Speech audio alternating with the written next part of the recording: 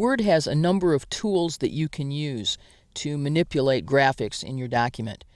You can resize, crop, and position photographs, and resize and position all other kinds of graphics relative to the margins or relative to the page.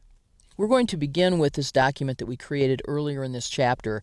It has 2 photos and a shape and 2 pieces of clip art, and we'll be using those to see how we can use the tools that appear when we select any graphic in Microsoft Word. So with this photo selected, the Picture Tools Format tab is available, and we'll be looking at the commands in the Arrange and Size categories. So first, I'd like to turn this picture so it's not laying on its side. This is a tree, here's the ground, here's the tree, and if it's a little hard to see, it's not your eyes, it's the document. This is a photo that we need to retouch. We have to use this photo, but we'll be retouching it later in this chapter. But we already know that it's too large and laying on its side. So first, let's take care of the size of the photo. We'd like it to be a little bit smaller. We have a couple of choices of how to do that. First, when a photo is selected, or any graphic object, it has handles that appear on the corners and the sides. The handles on the corners are round, and when I use this handle to drag, I'm shrinking both the horizontal and the vertical dimension of this photo. Its aspect ratio, the ratio between height and width, is being held constant by Word. So I'm going to release the mouse button, and I can notice here in the size box that I sized that down to about 5 inches by about 3 inches. If I had used one of the square handles, I'm actually distorting the image, and that's probably not what I want to do. So I'm going to choose Undo to undo that. I can also size the image very precisely. For example, I know I want this image, when it is done, to be 3 inches wide in my placement. So here's my width, and I'm simply going to choose 3 inches. And when I click, you'll notice that Microsoft Word has automatically resized that image to 3 inches wide. Now I want to turn this tree so it's straight up. With photographs, I'm likely to use this rotate tool that says rotate 90 degrees to the left or to the right, or flip this horizontally or vertically.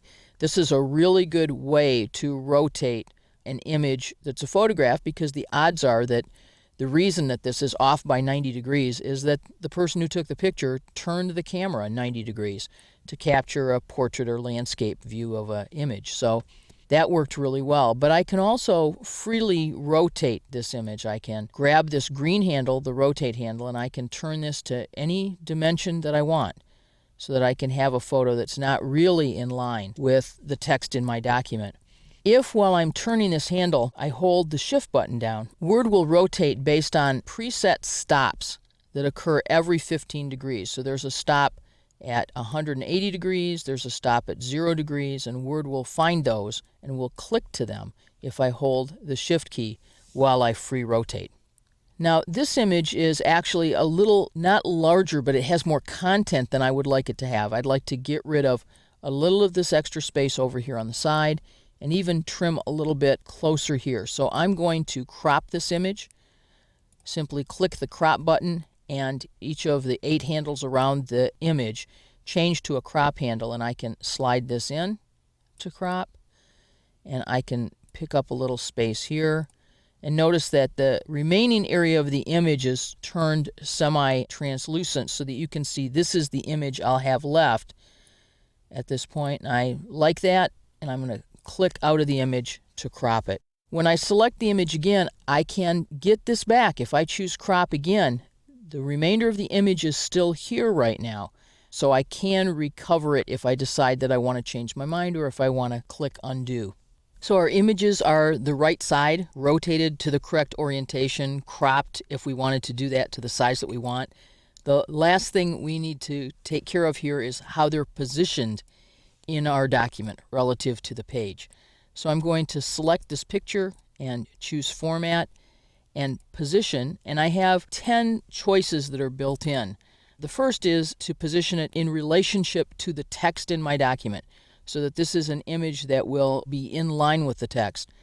My other choices, though, are to position it relative to the page, and when I choose any of these options, For example, here on the right, I'm also making some choices about text wrapping, which we'll talk about in the next movie. I can also choose more layout options and be very specific in terms of how I want my object placed, in terms of an absolute position or an absolute horizontal and vertical, or to move the object with the text. Right now, though, I'm going to simply position this on the right side of my page. I'm going to choose my next image. Now, doing that and resizing the image made some more room, but I actually want this other image of the olives to appear on the next page. So I'm going to drop it here, someplace on the page, and choose upper right corner of the page. We'll be dealing with these two graphics later because they're related to the surrounding text. And finally, I can take this image and say I'd like it to appear on the next page.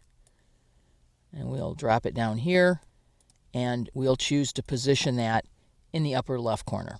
With words cropping and rotating, sizing, and positioning tools, you can choose how much of an image you want.